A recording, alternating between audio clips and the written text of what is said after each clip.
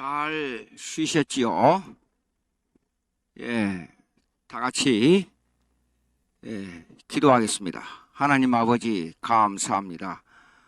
오늘 저희들에게 또 한 시간을 주셔서 기독교를 공격하는 이상한 사상들이 많이 우리를 혼란케 하는데 이 일을 깨트리고 주님의 나라, 하나님 나라의 영광을 위해서 열정을 다하여 하나님께 충성할 수 있도록 저희들을 붙들어 주시옵소서.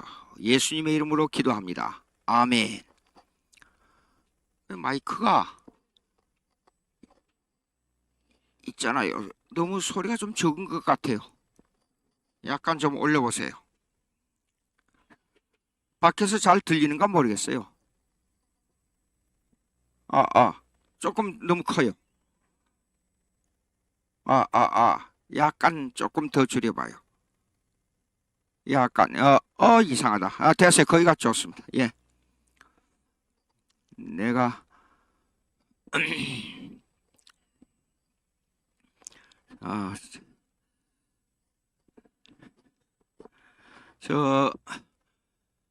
지금 이 기독교와 역사관이 아주 중요하기 때문에 이거 조금 시간을 1시간 더 하려 합니다. 제가 보시기 바랍니다. 몇 페이지냐 그러면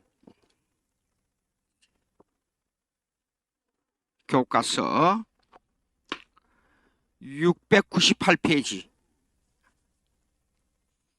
698페이지입니다.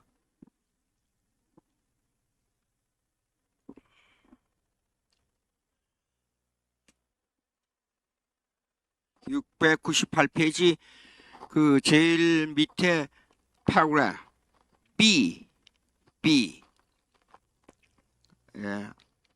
구속사에 관한 문제이다. 간단하지요. 그런데 다시 한번 설명드립니다. 구속사. 그러면 이 구속사를 잘못 이해해가지고 성경의 역사를 구속사라고 생각하는 사람들이 많아서 지난주에도 제가 이 문제 때문에 생명의 말씀사에 가서 책들을 전부 뒤졌어요. 그런데 우스운 것이 성경의 역사를 설명하고서 그걸 구속사라고 했더라고요. 얼마나 잘못된 생각인지 몰라요. 여기에서 말하는 구속사 하열스 게시테 나오지 않아요. 이 독일어를 다시 한번 설명해 드립니다. 여러 번 설명했지만은 이거 한국교회에 너무나도 엉뚱한 그 생각들이 돌아다니면서 구속사라는 책을 써놓은 거 보니까 이 내용하고는 전혀 다른 개념에서 구속사라는 말을 붙여가지고 책을 썼더라고요. 구속사. 그러면 이걸 하열스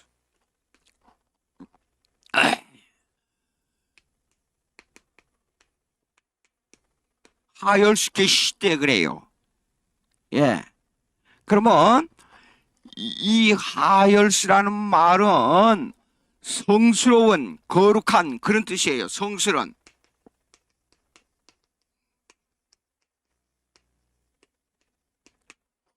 그런 뜻이에요. 근데 계시시대는 요거는 여러분들 독일어 사진을 한번 찾아보세요만은 그냥 역사라고 나와 있어요. 역사. 그런데 이 말은 이 역사를 해석에다가 초점을 둔다는 역사관이에요. 해석의 역사. 그러면 이거에 대한 대치된 하나의 역사관을 말할 수 있는 건데 요거는 히스토리의 역사관이에요. 히스토리의 역사라는 것은 뭐냐 그러면 요거는 시공간의 역사예요. 역사. 시공간의 역사. 그러면 이 시공간의 역사를 어떤 관점으로 보느냐? 시공간의 역사를 어떤 관점으로 보느냐? 그게 해석의 역사예요. 하나의 예를 들겠습니다. 어떤 사람이 교통사고로 죽었어요. 그러면 교통사고로 죽었다는 것은 시공간의 역사니까 어디서 언제 누가 왜 이런 것들로 인해서 이걸 분석하는 게 시공간 역사예요. 이 사람이 죽었다는 것은 어느 도로에서 어느 차를 몰고 가다가 누가 그다음에 어디 언제 이런 것을 포함하는 역사예요. 요거요. 시공간의 역사. 그런데 계시시대 역사는 이렇게 하는 거예요. 왜? 자,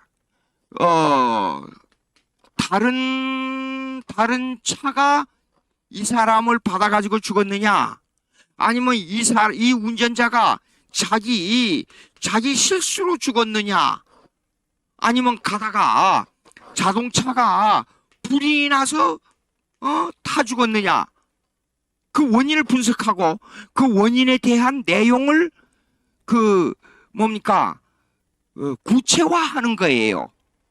이것은 해석의 역사예요. 근데 제가 왜 이 말씀을 드리냐 그러면 잘 보십시오. 성경은 이 두 가지 역사를 다 포함하고 있어요. 그러니까 기독교는 역사적 종교예요.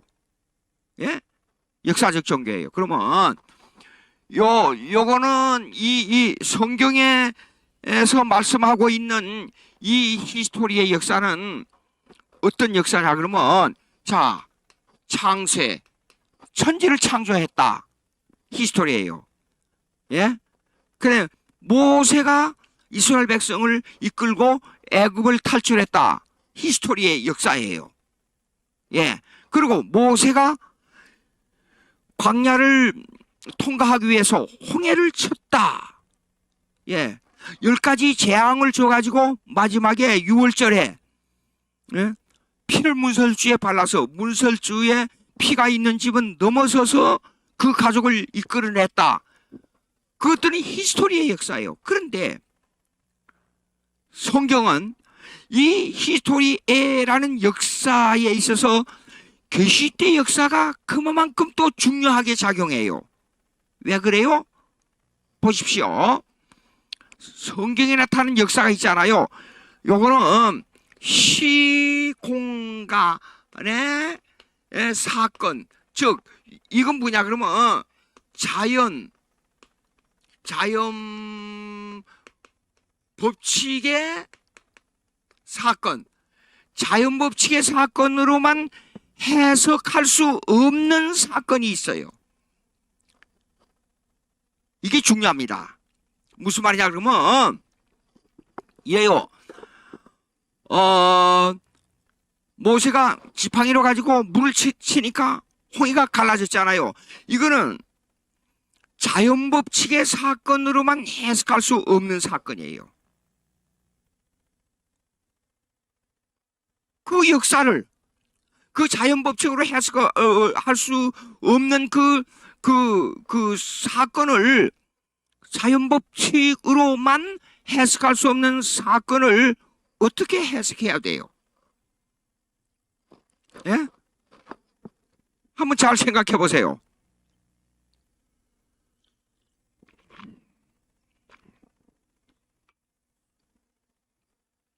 잘 생각해 보세요. 그러니까 성경에 나타난 시공간에 이런 시공간의 역사적 사건을 해석의 역사로 받아들이는 것이 어떻게 받아들이냐가 엄청나게 중요한 거예요. 묻습니다. 예수님이 부활해가지고 승천했죠. 십자가에 죽었다가 3일 만에 부활해갖고 승천했죠. 그걸 어떻게 받아들여요? 예? 그것을. 그런데 자 보십시오. 이 사건을 예수님께서 부활한 사건 자체로 받아들이느냐, 다른 방향의 해석을 가지고 받아들이느냐, 그 해석의 관점이 여러분들이 천국 가는 문제, 영생을 얻는 문제와 직결돼요. 이게 아주 중요합니다. 예? 그러니까 하열수 계시시대란 말은 무슨 말이냐 그러면 이 말입니다. 우리 예수 믿는 사람들은 이래요. 이 시공간의 역사를 기반으로 해서 해석의 역사를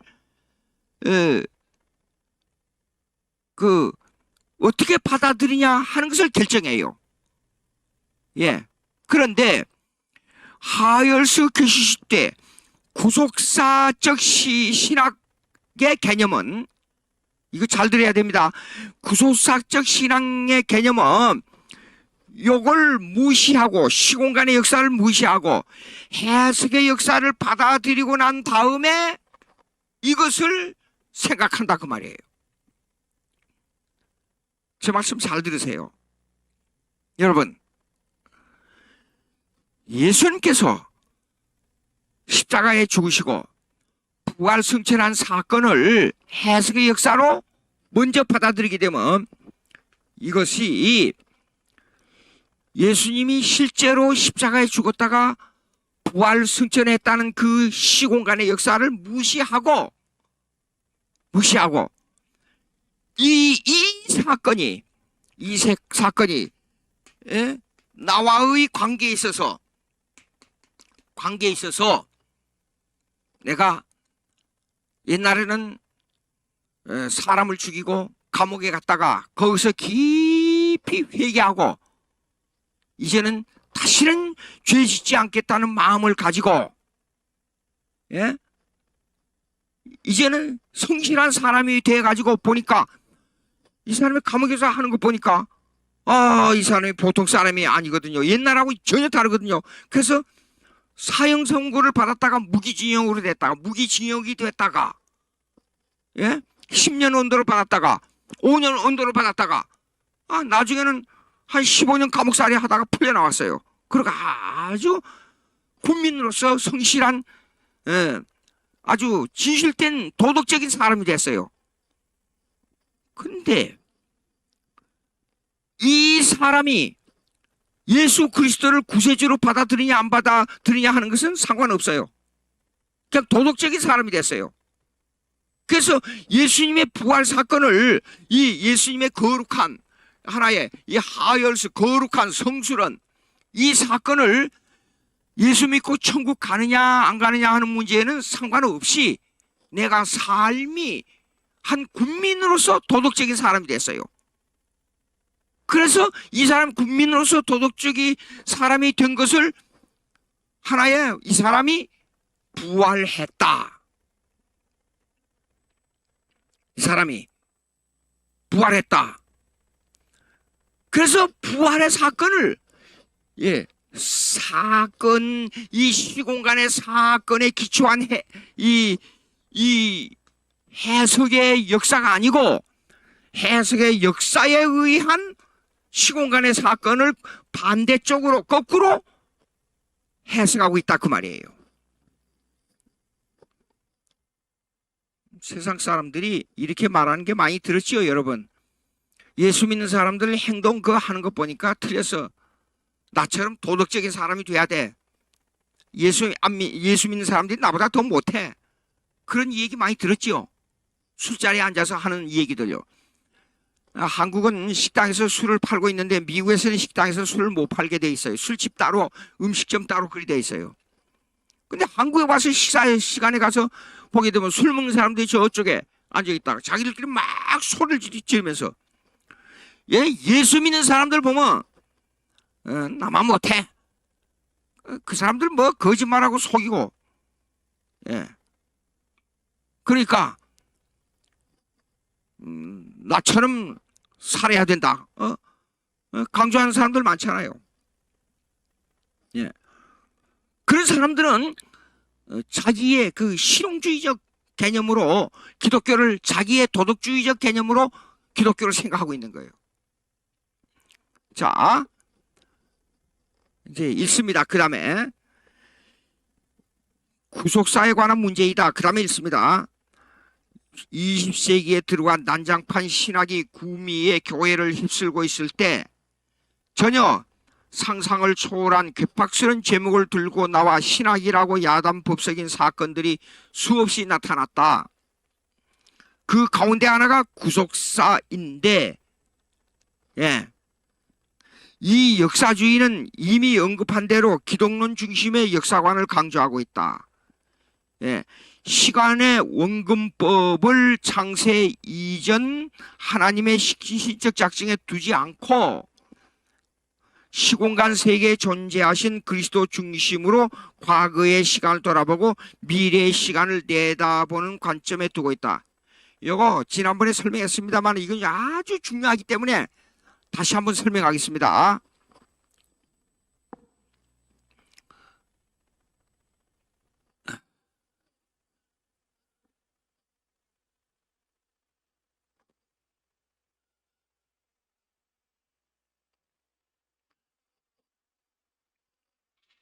여러분,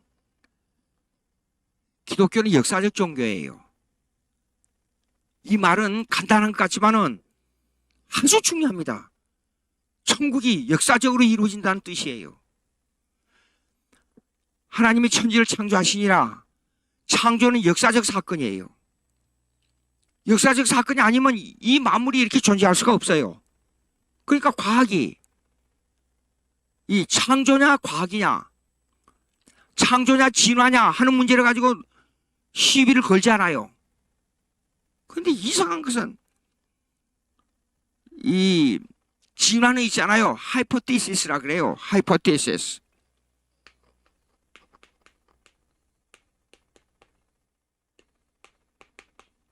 이 가정설이에요. 가정설.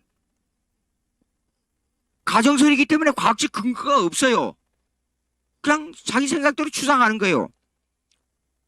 예?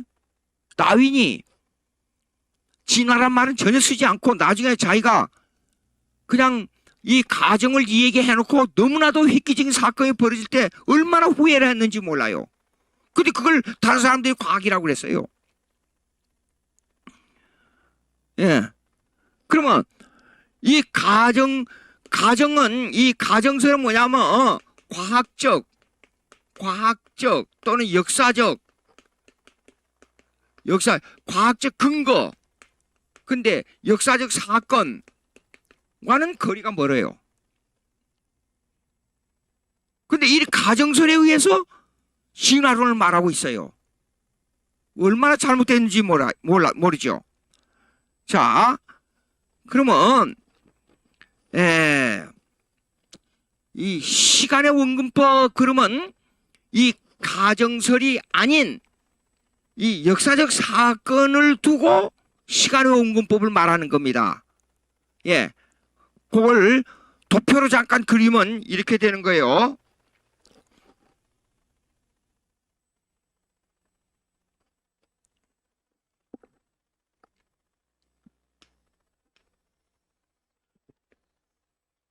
예, 이게 이 시간의 창조예요. 시간의 창조. 여기서부터 이제 시간이 이렇게 되는 거예요.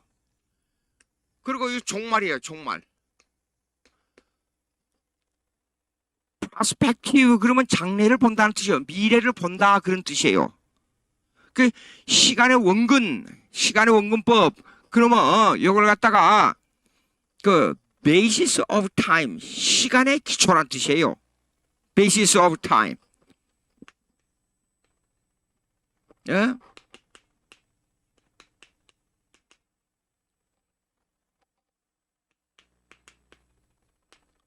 basis of time. 시간의 원근법. 업을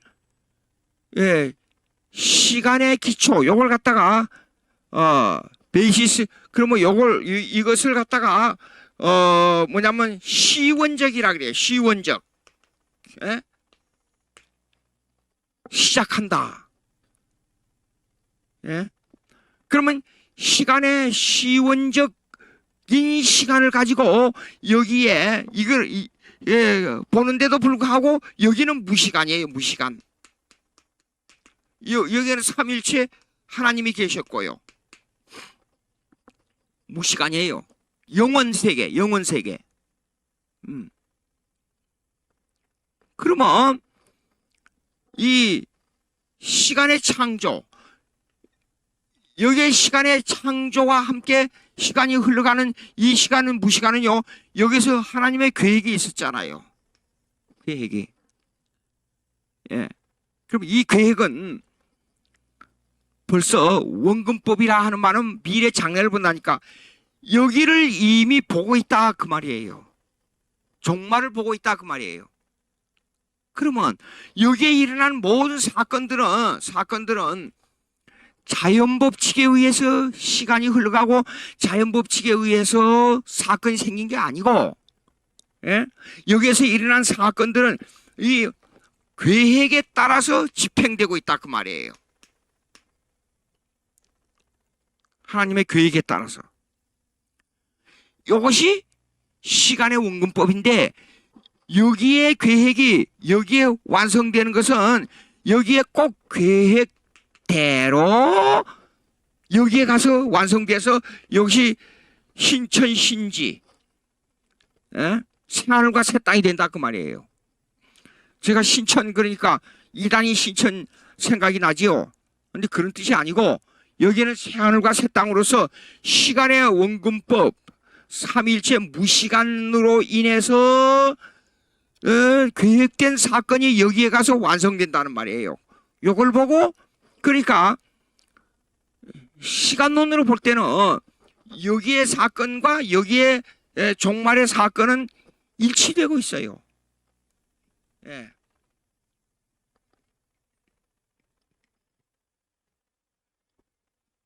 일치된다는 말은 여기 계획대로 여기에 완성된다 그 말이에요.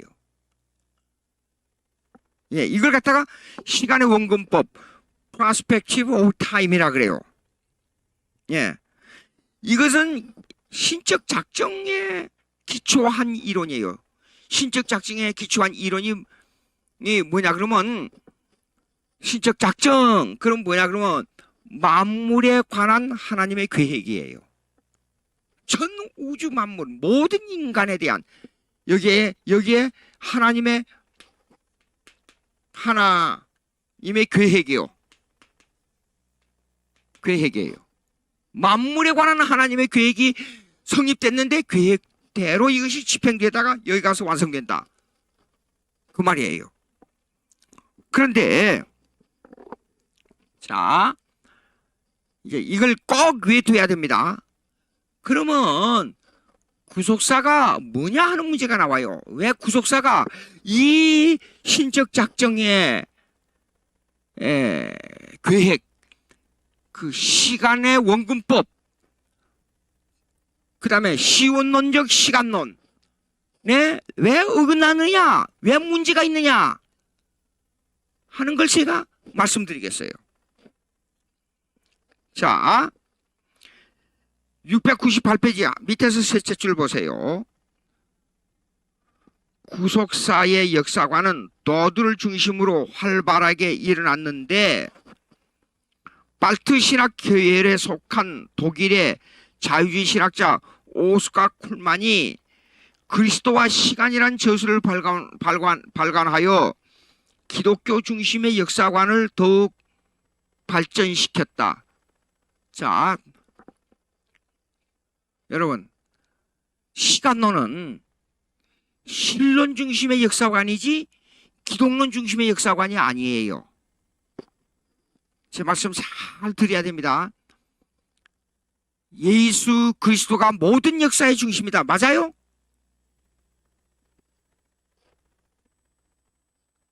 잘 생각해 보세요. 자, 그 말을 삼위일체론으로 가지고 말하면 그 말이 맞아요. 틀린 게 아니에요. 그러나 신학적인 구체적인 내용으로 들어가게 되면 그 말에 조금 문제가 있어요. 신학을 다룰 때 기독론 중심이냐 신론 중심이냐 하는 문제가 있어요.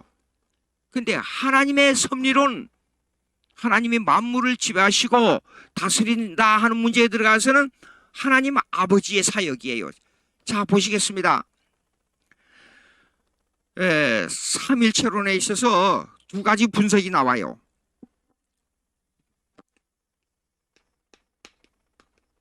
첫째, 삼일체 그러면 뭐냐면 ontological trinity, 존재론적 삼위일체.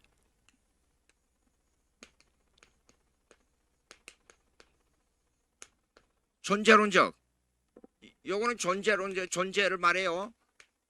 존재론적 삼위일체가 있고, 그 다음에 두 번째 economical trinity.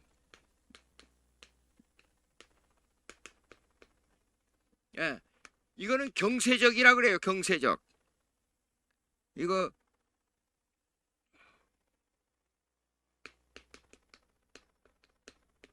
경세적 삼일체가 있어요. 근데 요 책을 처음에 번역하신 분 보니까 경세란 말을 참 번역을 잘했다는 생각이 들어요. 제가 한국의 번역을 보기 전에 미국에서 공부할 때는 그냥 에코노미 그러면 에코노미란 뜻은 뭐냐 그러면 조화를 이루다, 분배의 조화란 뜻이에요. 에코노미. 경제는 분배에 좋아하지 않아요. 조화를 말하는 게 경제 분배. 뭐냐면 만약에 노동자가 와서 일하면 노동자 돈도 안 주고 그 수입을 그 사장이 다 차지하면 이거는 분배의 조화가 아니잖아요. 또 노동자들이 자기들이 일하고 사장의 그 차지할 돈도 자기들이 다 가져가 버리면 그것도 조화가 안 되잖아요. 분배의 조화가 아니에요. 그러면 에코노미 그러면 분배의 조화라는 뜻을 포함하고 있어요. 그러니까 에코노미컬 트리니티란 뭐냐? 요걸 설명하면 이렇습니다. 삼일체에 있어서요. 이 존재론적 삼일체는 뭐냐 그러면 이거요. 동시 존재. 예. 동등 영광.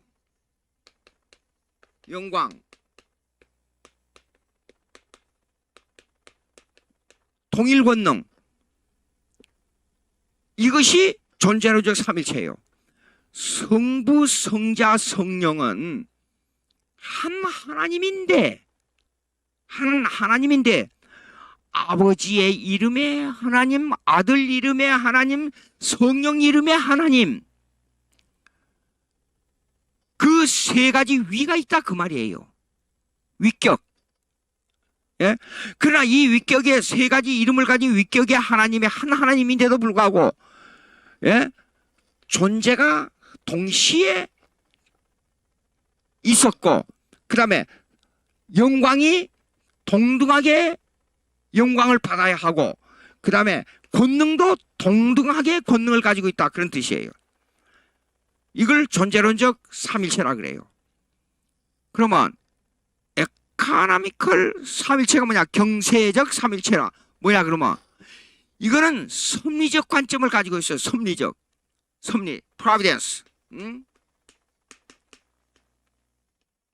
이 섭리적 관점이라 하는 것은 사역에 있어서 아버지의 사역, 이 섭리적 관점 사역, 예?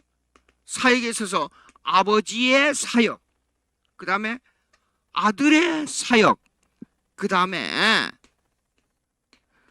성령의 사역이 규정되어 있어요. 예? 자, 그러면 이게 사역이 뭐냐? 그러면 아버지는 계획, 쉽게 말해서 건물로 말하자면 이렇습니다. 건물로 말하자면요. 프로젝트 뭐예요?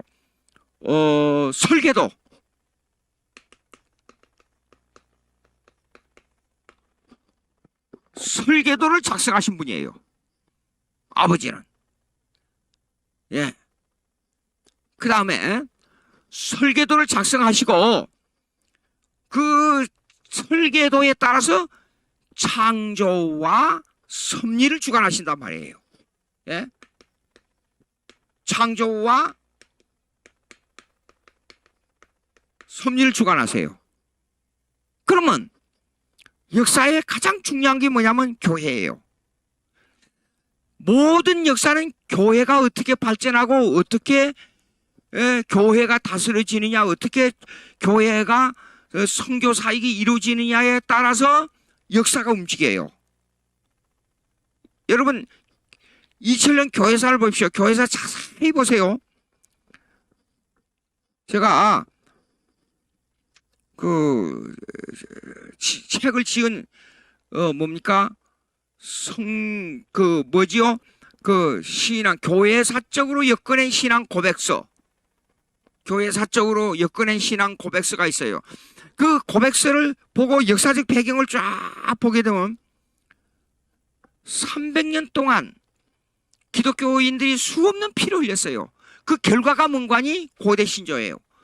사도신경, 칼게톤 신조, 아타나 시우스 신조, 코스타디노플 신조, 이런 그 신조들은 왜 나왔냐? 신앙 고백이 왜 나왔느냐? 순교자들의 피값이에요. 여러분, 왜 종교개혁이 일어났어요?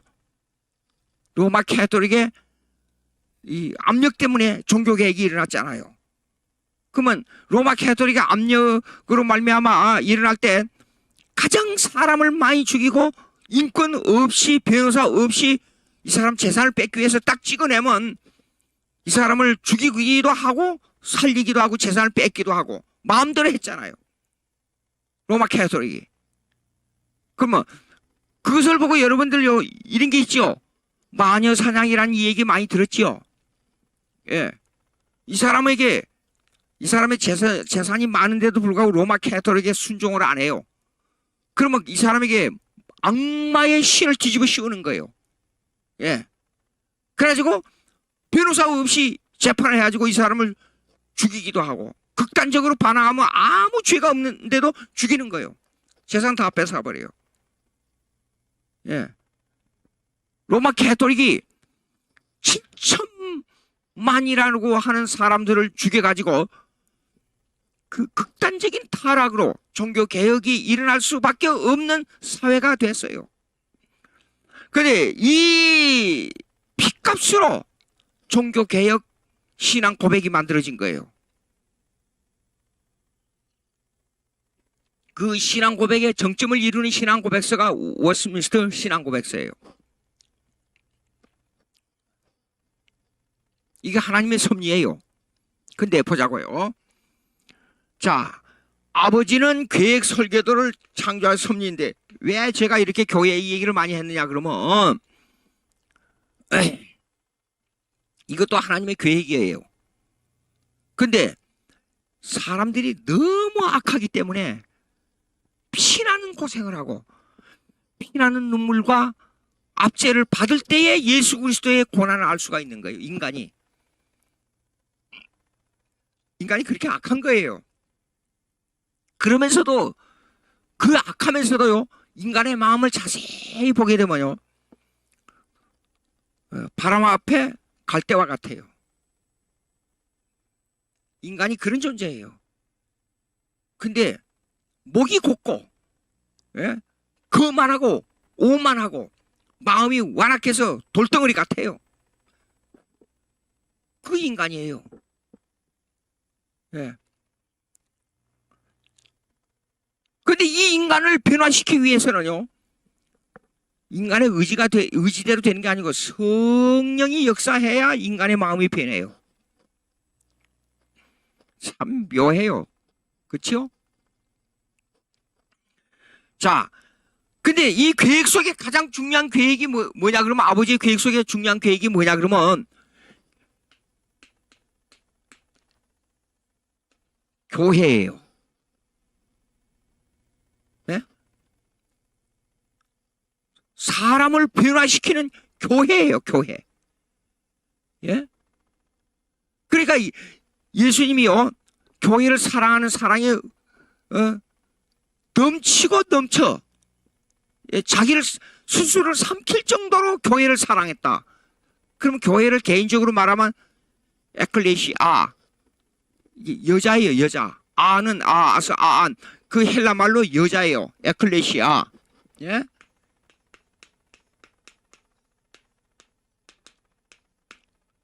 예? 이거는 여자예요. 여자를 두고 하는 말이에요. 교회는. 예? 그러니까 성도를 예수님은 신랑이고 우리는 여자예요. 신부예요. 성도를 사랑하는데 예수님 스스로를 삼킬 만큼 교회를 사랑했어요. 즉 내 개인으로 볼 때는 나 교회인 나 한 사람 때문에 이 죄악을 갚아서 하나님에게 공의를 만족하기 위해서 십자가에 못 박혀 죽은 거고 율법 밑에 순종한 거예요. 예수님이. 그러면 이 예수 그리스도의 이 사역을 누가 예수님이 스스로 와서 인간들 보니까 너무 불쌍해. 내가 이들을 위해 죽어야겠다. 그래 죽은 게 아니고 하나님의 계획에 의해서 그렇게 된 거예요. 그래서 예수님의 의는 계획의예요. 하나님의 계획의 의지 그냥 인간을 동정하는 사랑의 의가 아니에요. 그런데 하나님 아버지께서 계획한 대로 아들이 이 구속을 완성한 거예요. 이 구속을 완성한 것이 그냥 그대로 있으면 그것이 우리가 그냥 우리 자력으로 우리의 의지로 예수 믿을 수 있어요?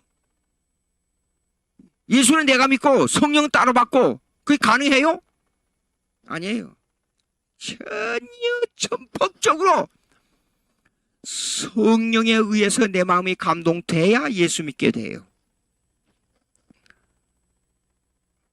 여러분 구원받은 것이 얼마나 기적적인 일인지 모릅니다.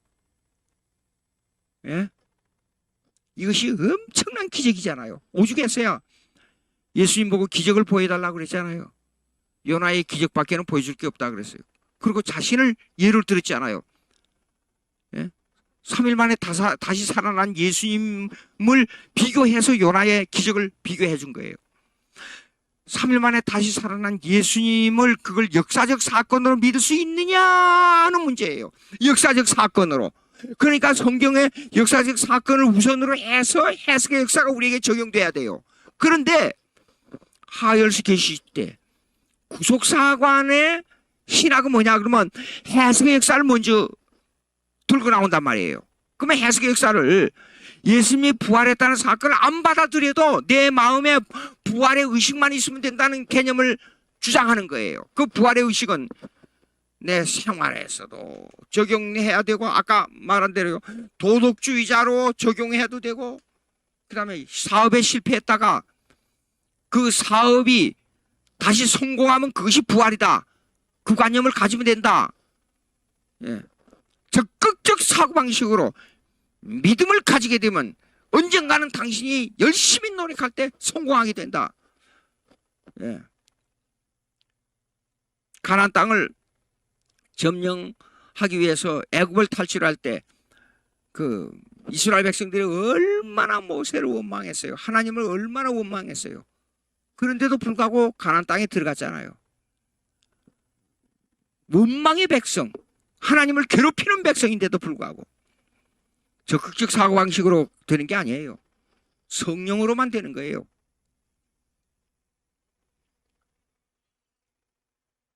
그러면 보자고요. 이 역사적 예수님을 놓고 자기 마음대로 해석하는 것이 구속사관이에요. 부활의 사건을 역사적으로 받아들이지 않더라도 부활의 이념만 가지고 있으면 된다.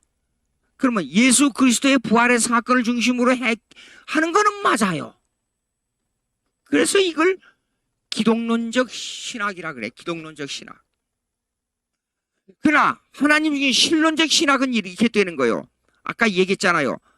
모든 역사는 하나님의 계획된 대로 된다 그랬죠.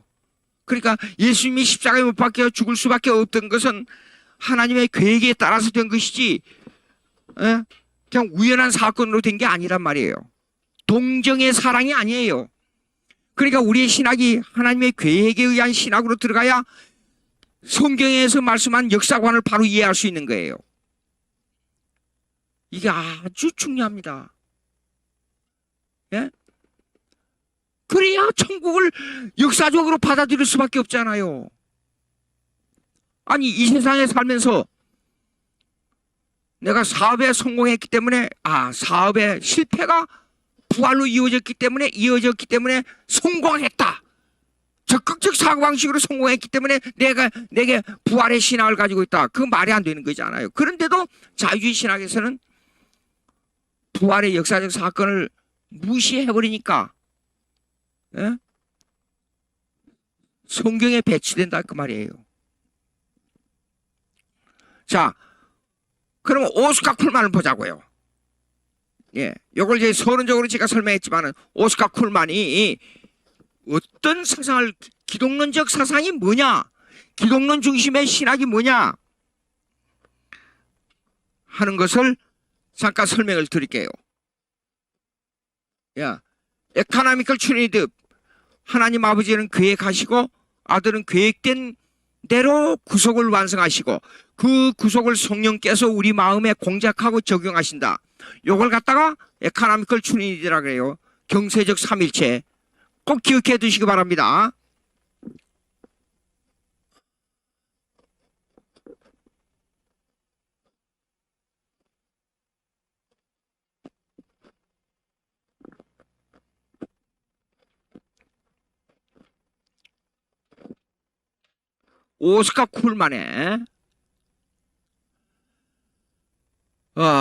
오스카 쿨만의 Christ and Time, 그리스도와 시간.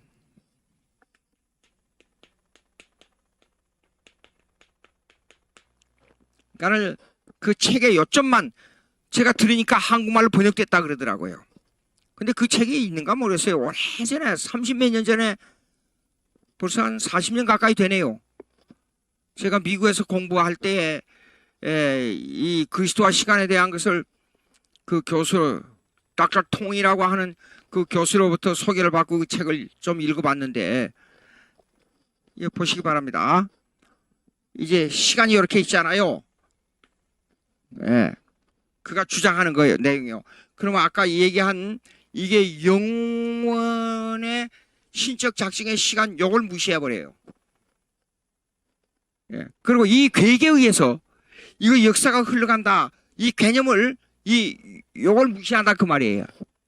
그러면 어떤 것을 중요하냐, 이 시간의 중심을 여기에 예수 그리스도로 시간의 중심을 두고 이 그리스도로 의해서 이 시간론을 해석한다 그 말이에요.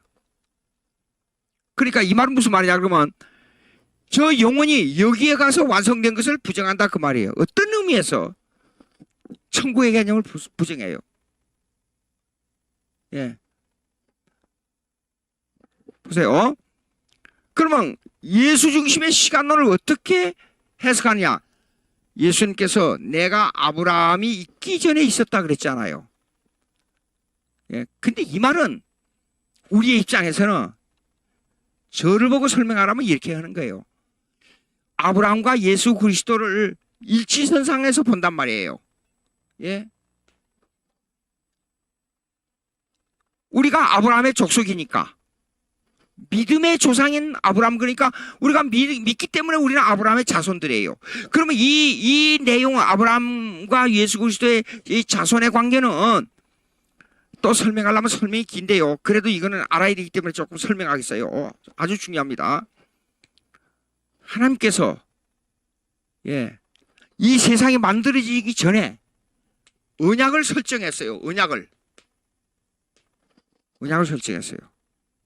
근데 그 언약을 설정한 그 내용이 뭐냐면 구속언약이에요. 구속언약. 예수님이 십자가에 못 박혀 그 백성을 위해서 죽을 것이다. 설교도를 만들었어요. 예. 근데 그 설교도는 뭐냐면 아까 제가 말씀드렸잖아요.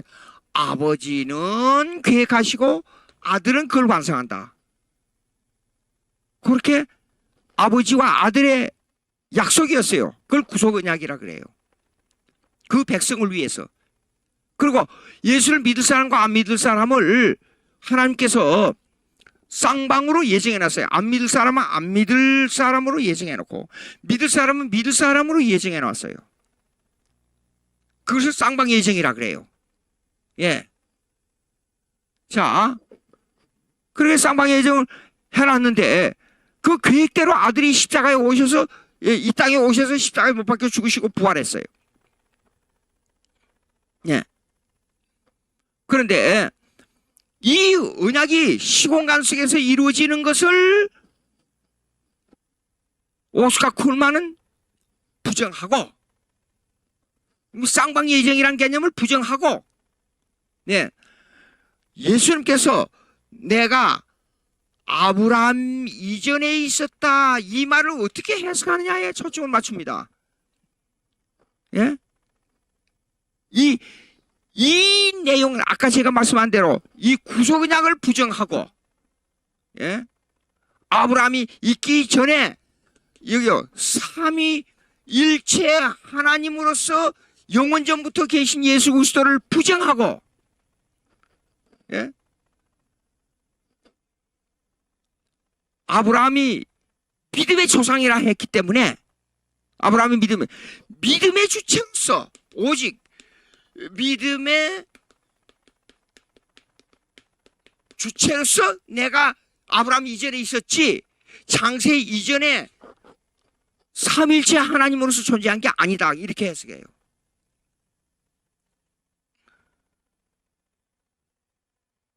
성경은 뭐라고 그랬어요?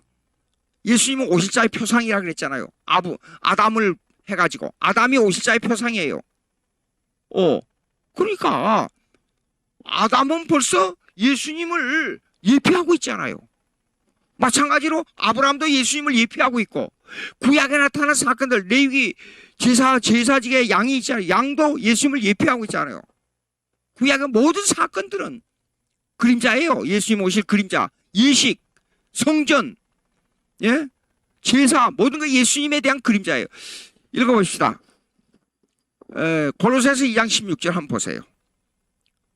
골로새서 2장 16절.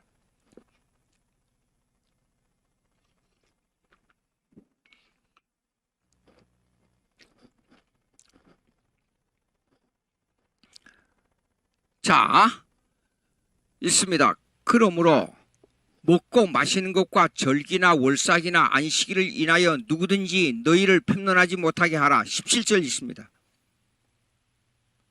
이것들은 장래일의 그림자이나 몸은 그리스도의 것이니라 그랬어요. 예? 성경에 구약에 나타난 모든 사건들 제사 지나고 뭐하고 뭐 한 것들 있잖아요.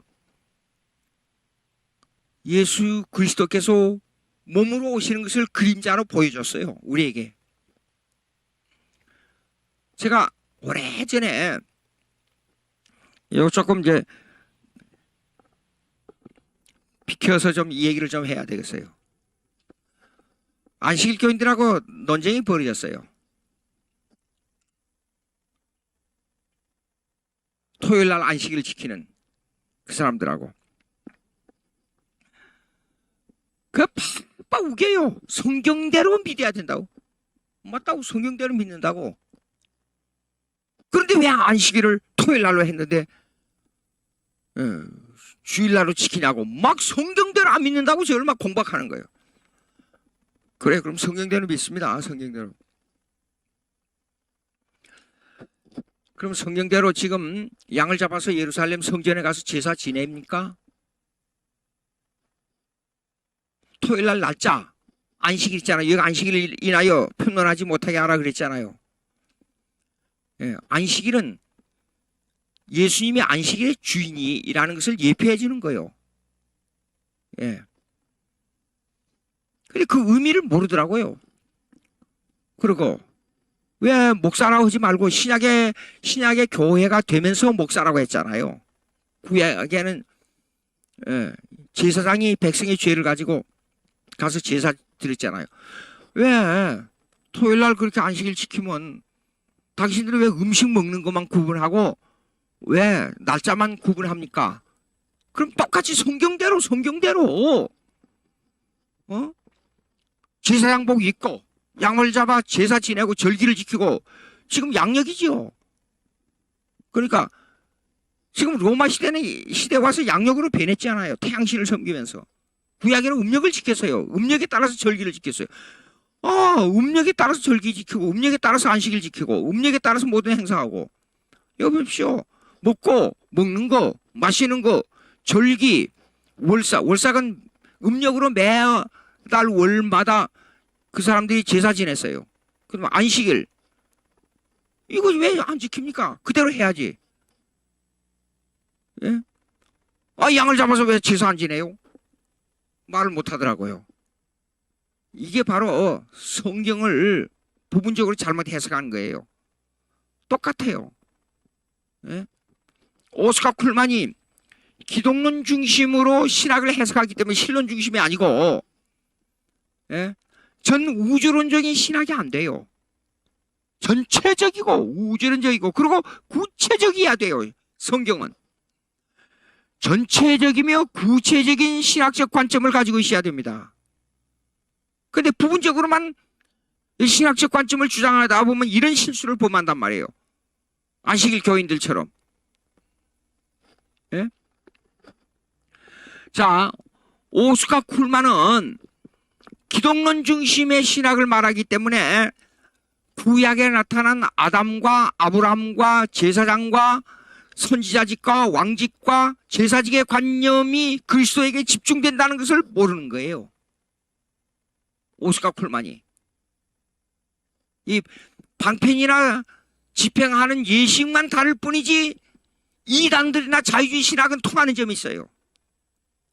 신학이 신론 중심이 안 되기 때문에 그래요. 하나님 중심이 돼야 돼요. 예? 그러나 예수 그리스도가 왜 중요하냐는 것을 알아야 되고 성령이 왜 중요하냐는 것을 알아야 돼요. 우리가. 왜냐하면 하나님이 계획한 대로 예수님이 십자가에 죽으시고 부활하시고 승천하셨잖아요. 그러니까 우리가 믿는 대상은 신앙의 대상, 구원의 대상은 예수 그리스도예요. 그러니까 이렇게 돼야 돼요. 우리는 하나님을 아버지로 신앙 고백하는 겁니다. 아버지는 가정을 모두 이끌어가면서 계획하고 재정을 투입하고 그런 가정을 전체적으로 이끌어가는 책임을 담당하는 분이 아버지예요. 그러면 그 아버지의 계획대로 예수님이 십자가에 못 박혀 죽으십니다. 죽으시고 부활하셨어요. 그럼 우리의 구원의 대상은 뭐냐? 그러면 구세주. 예수 그리스도예요. 구세주가 예수 그리스도예요. 그런데 이 구세주가 되도록 우리 심령을 주관하고 인도하고 우리를 감동시키고 그 구원을 우리 심령 속에 공작 적용하시는 분은 성령이세요. 성령. 그러니까 우리가 실제적으로 우리 심령 속에 역사하시는 분은 성령 하나님이고 구세주의 하나님은 예수 그리스도이고 만물을 지배하시고 이걸 계획하시고 이끌어 가시는 분은 아버지 하나님이에요. 예?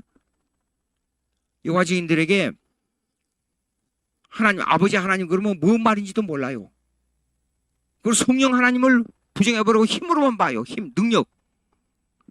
인격이 아니에요. 우리는 아버지라는 하나님의 인격, 구세주라는 하나님의 인격, 성령, 보혜사라는 하나님의 인격, 삼위의 인격을 가진 한 하나님을 믿는 거예요. 우리는. 예? 그러나 이 만물을 주관하시고 모든 것을 이끌어가는 전체를 다스리는 하나님으로서는 아버지 하나님이어야 돼요. 여러분 이거 자세히 보세요. 내 구세주 아버지 그렇게 합니까? 내 구세주 예수 그리스도 그러지요. 그게 신학적으로 맞는 거예요. 그 다음에 내 심령을 알게 하시고 내 심령에 오셔서 역사하시고 나를 깨우치게 하시는 예수 그리스도 맞아요? 아니에요? 그렇게 하시는 성령님 그래야 맞잖아요. 그러니까 예수님께서 요한복음 14장에 보십시오. 내가 너희를 보혜사를 보냈어. 보혜사 성령을 보내서 깨닫게 하고 알게 하고 가르치게 하고 인도하게 한다 그랬잖아요. 예? 삼일체론을 바로 알아야 돼요. 그냥 피상적으로 알면 안 돼요.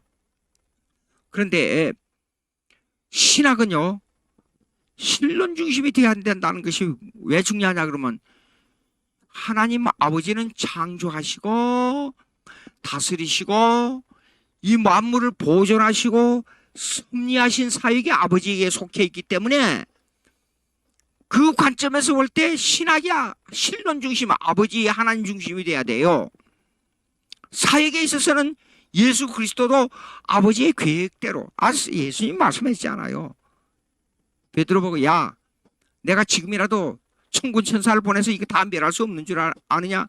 이게 다 이렇게 된 것은 선지자의 글을 이루고, 예? 아버지의 뜻이라고 그랬잖아. 아버지께서 다 하시는 대로 한다. 아버지께서 말씀함으로 내가 말한다 그랬잖아요. 요한복음 14장 이후에 읽어보세요. 예? 아버지께서 일하심으로 내가 일한다 그랬잖아요. 아버지의 계획에 따라서 사역하시는 거예요. 이걸 부정해요, 오스카 쿨만이. 그리고 기독론 중심으로 과거를 바라보고, 예수 그리스도 중심으로 과거를 바라보고 예수 그리스도 중심으로 미래를 바라봐요. 하나님 중심이 아니고. 예. 자, 보십시오. 예수 그리스도께서 오셔서 천국을 말씀했잖아요. 그건 아버지의 뜻에 따른 말씀. 아버지께서 말씀한다 그랬으니까 선지자직이에요, 이거요. 그러니까 예수 그리스도의 말씀이 아버지의 말씀이에요. 근데 이걸 부정한단 말이에요. 예. 여러분, 소망의 신학 있잖아요. 소망의 신학. 순복음교회에서 오스카 콜만 소망의 신학자를 초청해가지고 강의를 하는 거를 한 10여 년 전인가 언제가 듣고 내가 깜짝 놀랐어요. 소망의 신학은 과거의 역사를 무시한 신학입니다. 미래 관점이에요. 그러면 기독교에서는 과거의 역사 없는 현재가 없고 현재 없는 미래가 없는 것이에요. 그 말은 뭐냐면 창세전에 하나님의 계획과 종말에 이루어질 하나님의 계획을 한 일치선상에서 보고 있는 거예요. 이 말이 간단한 것 같죠? 천국을 믿느냐 안 믿느냐로 결정돼 버려요. 영원한 천국에 가느냐 영원한 지옥으로 가느냐를 결정한다 그 말이에요. 예. 근데 소망의 신학이나 오스카 쿨만의 신학은 기독론적 신학인데, 이것은 어떤 의미야 그러면, 영원한 하나님의, 시간 이전에 영원한 하나님의 계획과 시간 이후에 영원한 천국을 무시하고 시간 속에서만 이루어질 사건을 미래적으로 보고 과거를 본다 그 말이에요. 어떻습니까? 엄청난 차이가 있는 거예요. 예? 제가 읽어볼 테니까요. 699페이지 한번 보세요. 제일 첫째 줄, 신론 중심의 신적 작정에 관한 역사 해석을 배제하였다 그랬죠. 둘째 줄 읽습니다. 이 역사관은 창조로부터 종말에 이르기까지 일반 역사 속에 거룩한 역사가 흐르고 있는데, 그 역사의 중심인물이 예수 그리스도라는 주장이다. 그러면 그 거룩한 역사는 뭐예요? 예수님이 3년 동안 부활 승천한 사건까지만을 말한다 그 말이에요. 예, 그것으로 말미암아 내가 도덕을 그로부터 배운다 그러면 그 도덕론이 너 부활 사건이야. 예? 예수님이 로마를 대항해서 로마 역사를 멈추기 위해서 십자가에 몸을 던져 죽었어. 그러면 그 사건이, 그 정치적 사건이 너 부활의 사건이야. 거룩한 역사의 사건이야. 말이 됩니까? 예수님이 왜 십자가에 죽었어요? 그 본질을 모르는 거예요. 예. 기독론 중심의 역사관을 가지고 볼 때 전혀 틀린 말이 아니라 기독론 중심으로만 보니까 그들이 말한 건요. 예. 그러나 신적 작정 중심의 역사관을 가지고 보면 예수님께서 행하신 구속에 관한 성스러운 역사는 하나님의 아들 예수님께서 제정하신 것이 아니고 하나님 아버지께서 제정하신 예정에 기초한 역사이기 때문에 기독론 중심의 구속사를 강조한 역사관이 문제가 된다 그 말이에요. 3년 동안 일하시고 십자가에 못 박혀 죽으시고 부활하신 사건은 그, 그 사건만을 가지고 성스러운 역사를 보게 되면 문제가 있어요. 왜 그래요? 이 사건은 사실상 하나님 아버지께서 계획하시고 집행하신 역사이기 때문에 그래요. 그거에 따라서 그 계획에 따라서 일하시는 분이 예수 그리스도예요. 예? 이게 아주 중요합니다. 아까 제가 구속은약 얘기했죠. 잠깐요. 그래서 구속은약이 나오는 거예요. 창세 이전에 계획한 하나님의 구속은약이 나오는 거예요. 보세요. 다음에 파라그래프 보세요. 구속언약은 있습니다. 구속언약은 창세 이전에 하나님 아버지와 아들 예수님과의 약속이에요. 아버지는 아들이 이 땅에 오셔서 십자가에 못 박혀 죽으시고 장사된 지 3일 만에 부활하시고 승천하실 것을 딱 설계도를 만들어 놨어요. 있습니다. 그러므로 예수님께서는 아버지의 계획에 따라 거룩한 구속사역을 집행하신 것이다. 계획에 따른 예수님의 의의는 계획의 의지 동정적인 사랑의 의의가 아니에요. 그러니까 자유주의 신학자들이 예수님의 사랑만이 모든 걸 사랑도 그것도 아버지로부터 나오는 사랑이 아니고 예, 우리의 관념으로 나온 사랑을 강조한단 말이에요. 그게 틀렸어요. 그게 인간의 사랑이 얼마나 욕심만 내는 사랑인 줄 알아요? 전부 자기 욕심이에요. 예? 자기주의 사랑이에요. 여러분 결혼할 때 보세요. 두 부부가 사랑해요. 그런데 다른 사람 볼 때는 이 남자가 대단한 사람으로 보여요. 근데 어느 여자가 볼 때는 전혀 사랑이 안 간다는 거예요. 그게 무슨 뜻이에요? 자기 주관적인 자기 욕심의 사랑이에요. 읽습니다. 예수님께서는 아버지의 뜻에 따라 주어진 사명을 완성하는 것이 아들로서의 사역이다. 찾아봅시다. 요한복음 4장 34절. 요한복음 4장 34절. 요한복음 4장 34절.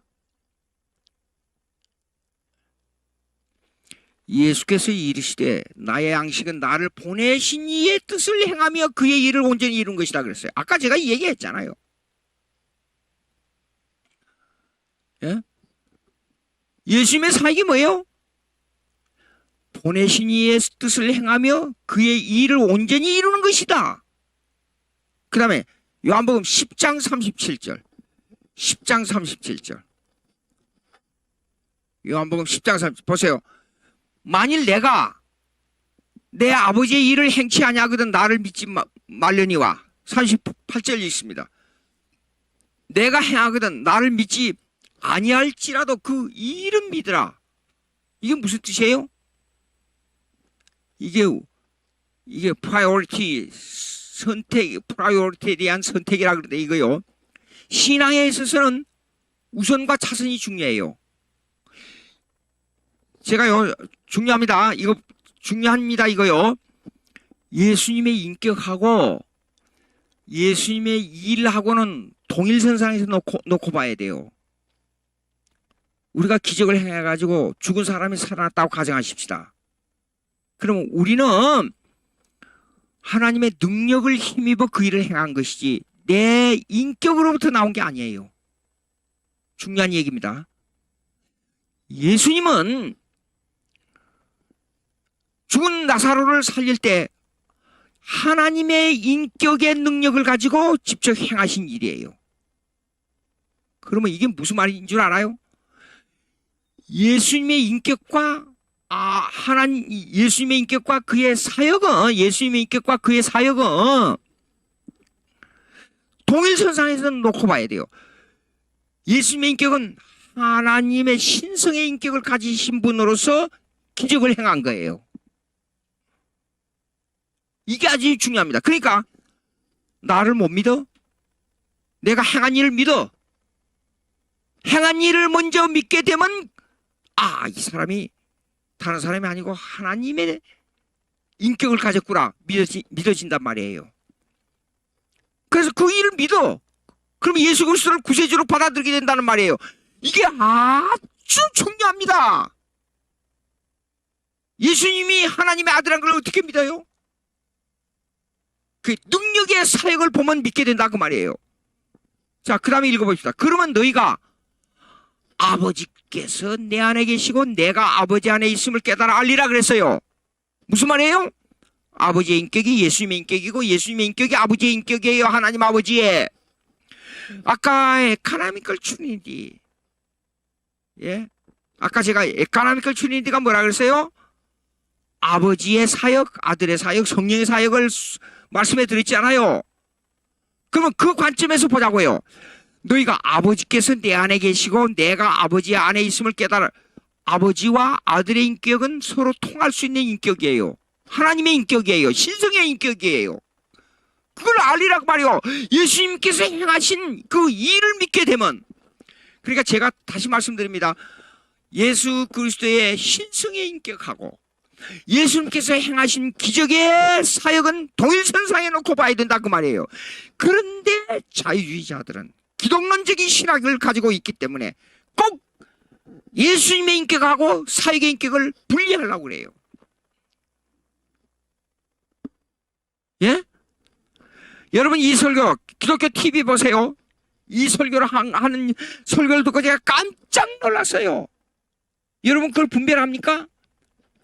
어떤 목사님이 나와가지고 설교하더라고요. 여러분 부활의 사건을, 부활의 신앙을 가진 게 아주 중요합니다. 믿습니까? 교인들이 다 같이 막 큰 소리로 아멘. 그런데 그 자유주의 신학이 들은 줄을 몰라요. 그리고 아멘 해요. 여러분 설교 내용이 이렇습니다. 여러분 왜 부활의 신앙이 중요하냐? 사업에 실패했습니까? 적극적인 사기 방식으로 사업에 실패한 그 마음이 나중에 적극적으로 행해서 이제 그 사업에 나중에 성공했습니다. 이거는 적극적인 부활의 신앙이 없으면 안 됩니다. 그러니까 더 큰 소리로 아멘 하더라고요. 그것이 부활 신앙이에요? 물어봅시다 여러분. 물론 이거는 우리가 부정해서는 안 됩니다. 기독교인의 삶이 술 먹고 방탕한 삶보다도 훨씬 낫고 성공해 사업에 성공하고 직장생활 잘하고 누구보다도 가정을 잘 다스리고 하는 거룩한 생활은 비기독교인들보다 기독교인이 훨씬 더 앞섰다는 것을 우리는 부정하면 안 돼요. 그럼에도 불구하고 하늘나라에 관한 문제, 삼일체 하나님에 관한 문제, 예수 그리스도의 구원에 관한 문제, 성령으로 우리가 구원받은 문제에 있어서는 이걸 절대화하지 않으면 안 된다 그 말이에요. 네? 우리가 성경대로 믿는 신앙이 뭡니까? 성경대로 믿는 신앙은 성경대로 신학화하고 성경대로 신앙 고백을 하고 성경대로 신앙 고백이 학문적으로 신학화하는 것이 학문적으로 학문화하는 것이 우리의 신학이에요. 그러니까 우리의 신앙은 신학하고 일치선상에서 놓고 봐야 된다 그 말이에요.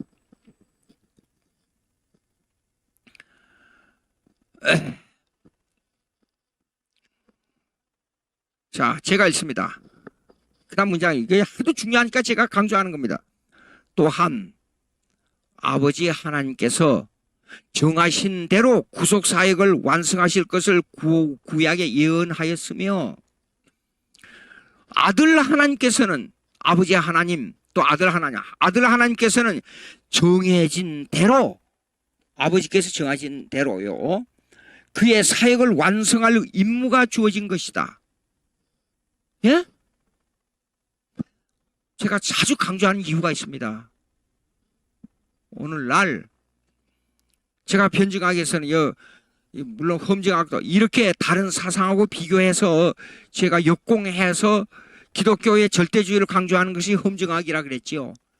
변증학은 다른 사상을 역공해서 개인 전도를 해서 기독교를 변호하는 입장입니다. 예. 근데 험증학은 기독교의 절대성을 강조해요. 그러니까 제가요, 아까도 말씀했잖아요. 기독교만이 절대적인 구원관을 가지고 있다는 것을 역사적으로 우리가 믿어야 된다 그 말이에요. 예? 아, 이 섭리를 부정하면 깊은 신앙으로 못 들어가요.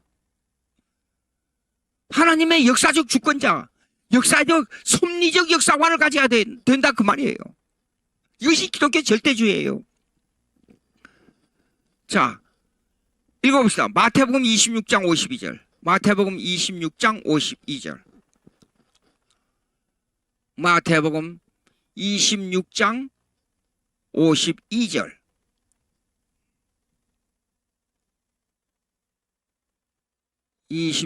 예, 나옵니다. 52절. 예, 아까 제가 설명했던 거니까 이제 읽으면 여러분들 다 이해됩니다. 예수께서 이르시되 내 검을 도로 집에 꽂으라. 검을 가지는 자는 다 검으로 망하느니라 그랬잖아요. 그 다음에 53절 보십시다. 너는 내가 내 아버지께 구하여 지금 12영 더 되는 천사를 보내시게 할 수 없는 줄 아느냐? 그 능력을 가지신 하나님 아들, 예수님 하나님 아들 하나님이에요. 근데 26절 54절 봅시다. 만일 내가 그렇게 하면 이런 일이 있으리란 성경이 어떻게 이루어지리요 하시더라. 구약에 다 예언했어요. 예? 예수님에 대한 예언이 수없이 나오잖아요. 예? 이사야 7장 14절은 처녀가 잉태하여 아들을 낳으리라. 예언했어요. 그리고 시편에 읽어봅시오. 예수님이 십자가에 못 박혀 죽을 때 그 뼈를 상하지 말라 그랬어요. 그걸 다 알고, 예? 아리마대 요셉이 가서 시체를 달라 그랬어요. 죽지도 않았는데, 죽었는지 안 죽었는데 어떻게 알고 네가 와서 시체 달라 그러냐 그러니까 아리마대 요셉이 그랬어요. 구약을 읽어봐라. 구약에 이렇게 나와 있다. 가서 확인해 보니까 예수님이 진짜 숨을 거뒀어요. 옆구리 찔러 보니까 피와 물이, 죽은 사람은 피와 물이 분해된다 그래요. 의사의 말에. 찔러 보니까 피와 물이 쏟아져 죽었구나. 그래서 시체를 내렸어요. 이렇게까지 세밀하게 예언한 것이 예수님 십자가의 죽음이에요. 예? 성경에 다 구약이 예언된 대로 이루어졌단 말이에요.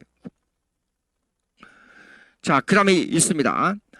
예수님의 사역은 아버지의 계획에 따라 아버지 하나님의 공의를 만족해가 하는 순종의 사역이겠다. 요거 조금 말씀드리겠어요. 제가 어떤 때는 신학적 무지로 치닫고 있는 한국 교회를 바라다보고 신앙의 틀이 약해지면, 기초가 흔들리면 건물이 무너지지 않아요. 어떤 때는 잠이 안 올 때가 있어요. 그때 또 새벽 제가 가능하면 일찍 자고 일찍 일어나려고 애를 써요. 밤늦게까지 글을 쓰다가도 안 되겠다. 빨리 자야겠다. 그래 10시에 잠자리에 들어갑니다. 그러나 중간쯤 2시쯤 깨요. 소변 보러 나와야 되니까. 그러고 나서 잠이 안 올 때가 있어요. 왜 그래요? 한국 교회 신앙의 무지, 예, 그 무지로 말미암아 이단이 가장, 세계 교회 중에서 이단이 가장 많이 나올 수 있는 여건을 마련하고 있는 교회가 지금 한국 교회로 되어가고 있어요. 예, 잠깐 말씀드릴 게 있어요. 그게 뭐냐 그러면 한국 교회 유수한 신학, 보수주의 신학교라고 하는 교수들과 또 여러 사람들이, 예, 이건 누구냐 그럼 다 알아요. 여러분은 이게 요즘은 정보가 다 이 전자 그 인터넷이 발달되고 AI가 발달돼 가지고 뭐 두드리면 다 나오잖아요. 예수님의 적극적 순종과 능동적 순종에 관한 문제가 나왔어요.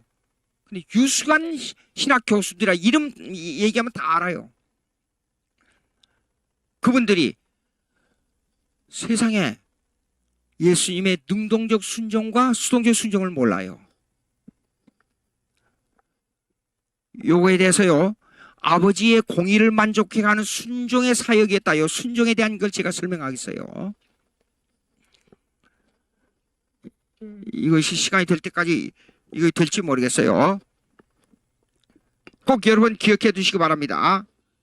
한국 교회 구속사 성경 해석으로 해야 된다는 말 때문에 제가 한동안 심히 고민했어요. 그것도 보수주의 신학계통에서 구속사 얘기가 많이 나와서.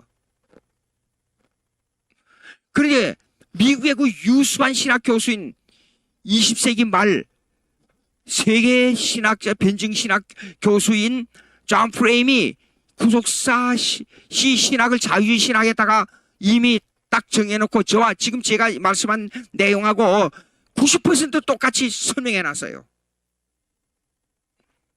자유주의 신학의 개념에 대해서. 그런데 구속사 하고 다니니 내가 이게 이 말을 할까 말까 얼마나 고민했는지 몰라요.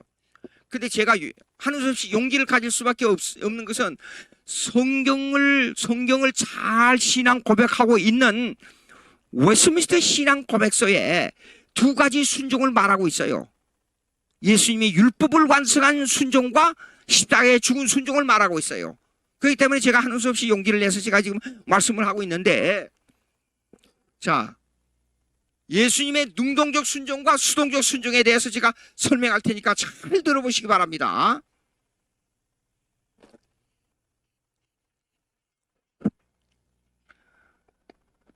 아담하고 하나님하고 행위 언약을 맺었잖아요. 이미 이거는 창세 전에 하나님의 계획 속에 들어있던 거예요. 이 언약은요.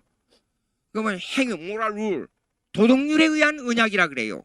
이걸 갖다 행위 언약은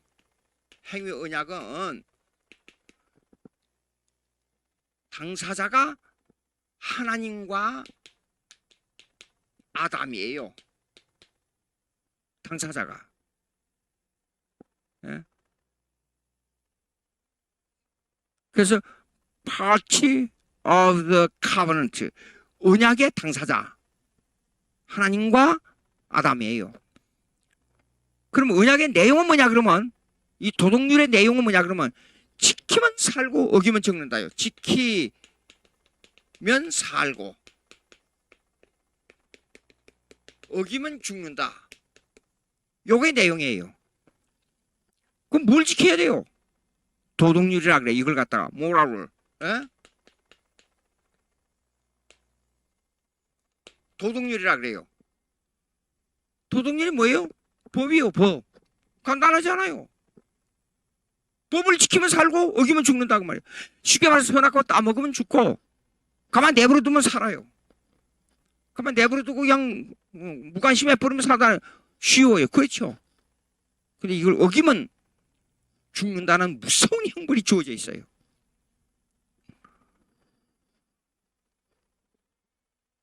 따먹어버렸어요. 하나님이 왜 선악과를 만드느냐, 이 무식한 질문한, 이 바보 같은 무식한 질문한 사람들이 있어요. 왜 그런 줄 알아요? 구약에, 여러분, 구약은 율법으로 구워놓고 신약은 복음으로 구워놓어요. 이런 엉터리 같은 소리 하면 안 돼요. 구약에 은혜가 문제예요? 율법이 문제예요? 율법으로 구워놓는다는 사람이 있는데 이거 참 사람 정신을 혼미하게 만들어요. 자 보세요. 아담에게 동산 실과 마음대로 먹게 했지요. 그 다음에 자연을 다스리게 했지요.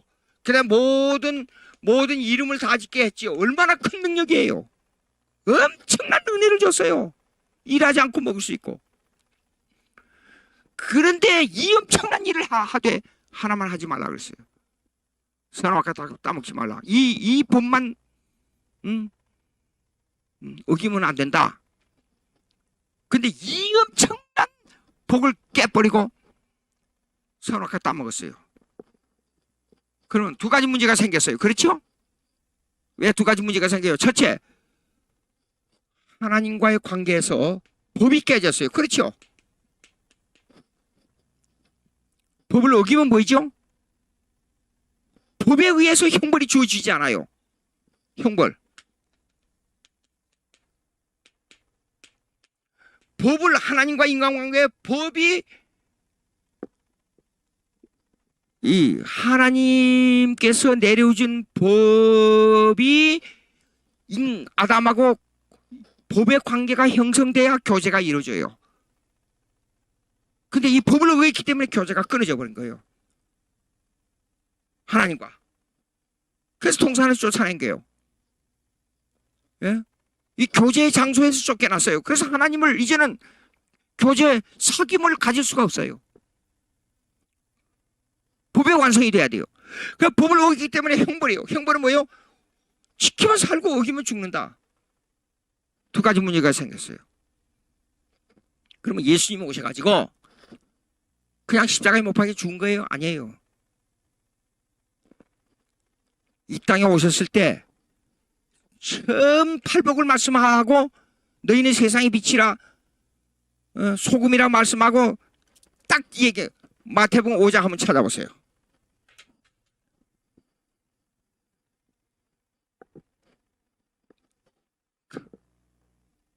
5장 10 가만있어요. 17 예. 자 보십시오. 팔복을 딱 설명하고 너희는 세상의 빛이라 하고 나서 세상의 빛이 되려면 어떻게 해야죠? 율법을 잘 지켜야 되죠. 그럼 팔복이 뭐예요? 팔복의 배경. 내가 마음이 온유해지려면 어떻게 해야 되죠? 율법 밑에 나를 비춰보면 나는 완전히 형편없는 사람이란 걸 알 수 있어요. 마음이 낮아질 수밖에 없어요. 심령이 가난해져야 돼. 왜요? 율법에 비춰보니까 내가 율법을 완성할 수 있는 방법이 전혀 없어요. 그 마음이 아주 불안해지는 거예요. 예? 그래서 하나님, 나에게 이걸 이렇게 할 수 없는데 내가 어떻게 할까요? 예? 하나님에게 가기를 간곡하게 원하는 거예요.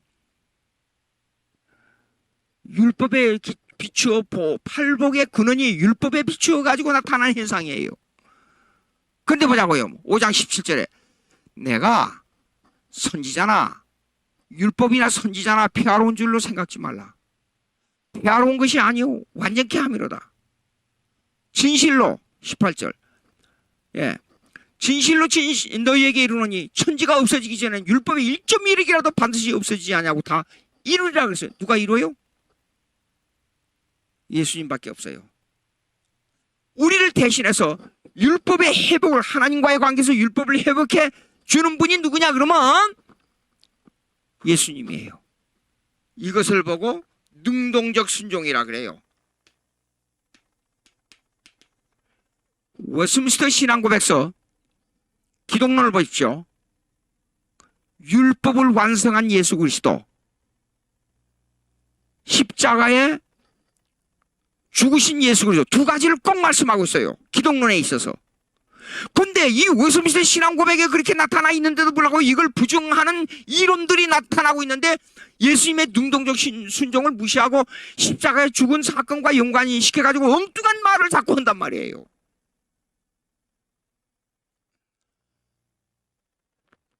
제가 다시 한번 선언적으로 말씀드립니다.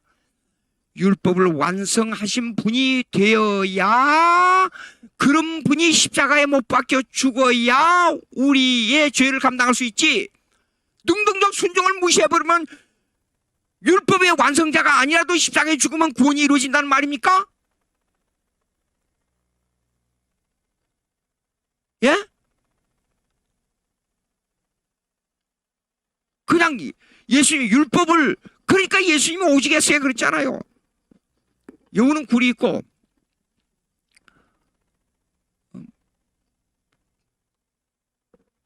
그러나 예수님께서는 머리 둘 것도 없다 그랬잖아요. 일생에 가장, 그래서 예수님의 비하의 신분은, 여러분 기독론에도 읽어보세요. 웨스민스터 신앙고백서. 예수님의 비하의 신분이 뭐예요? 마옥간에 태어나시고 율법 밑에 저주를 받으시고 그 다음에 십자가에 죽으시고 옥에 내려가시고, 이것이 예수님의 비하의 신분이에요. 근데 율법 밑에 저주를 받으신, 그거는 율법 밑에 저주를 받으신 그거는 두 가지가 다 해당돼요. 율법을 순종하는 것과 율법으로 인하여 오는 사망의 고통을 받으신 두 가지 다 해당돼요. 근데 일부를 부정하게 되면 예수님이 구세주로서의 사역을 무시하게 된다 그 말이에요. 아주 중요한 사건입니다. 결론적으로 말씀드릴 것은 예수님의 능동적 순종은 율법의 완성자이고, 예? 그 다음에 예수님의 수동적 순종은 예? 십자가에서 제물이 되는 거예요.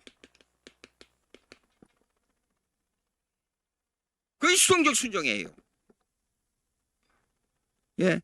여기에서 나타나는 두 가지 순종의 사역, 공의를 만족하게 하는 두 가지 순종의 사역이었습니다. 두 가지 왜 순종의 사역이라고 제가 말씀드리냐 그러면 하나님과 아담 사이에 하나님 아버지를 향한 법의 만족이 있어야 되잖아요. 그 두 번째, 법을 어기기 때문에 하나님 아버지가 공의의 만족이 있어야 되잖아요. 그래서 예수님께서 아버지에게 법을 완성해 주는 공의를 만족했고 형벌을 대신 받으시고 만족해 주는 하나님 아버지를 향한 제물이 돼서 제물로서의 형벌을 감당하신 공의를 만족하신 거예요. 제가 신학교에서 강의할 때 이 얘기를 해도 이해를 못하는 분들이 가끔 있더라고요. 잘 이해하시기 바랍니다. 자, 이제 하나님께서는 시간이 이거 하려면 또 시간이 걸려요. 여기서 기도하고 다음 시간에 하도록 하겠습니다. 잠깐 기도 드리겠습니다. 하나님 아버지 감사합니다. 오늘 저희들에게 주신 은혜를 감당할 길이 없습니다. 예수님이 십자가에 못 박혀 죽으신 그 사건, 인간 이하의 저주를 받으시고 율법 밑에 순종하신 예수님, 하나님 아버지 그 은혜를 감당할 길이 없는데 저희들은 오직 은혜로 구원받은 것이 너무 감격하여 내 자신을 억제하고 내 자신을 죽이고 내 자신을 하나님께 순종의 제물로 바칠 수 있는 신앙의 생활이 될 수 있도록 성령이 강권적으로 저희 심령을 지배하여 주시옵소서. 우리 주 예수님의 이름으로 기도합니다. 아멘.